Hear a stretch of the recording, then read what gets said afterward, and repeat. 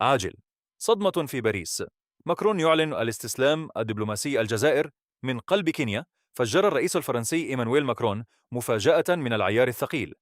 ماكرون لم يتحدث هذه المرة بلغة التعالي، بل بلغة المصالح المباشرة، معلنا أن واجبه الأول هو إعادة بناء علاقة هادئة وبناءة مع الجزائر.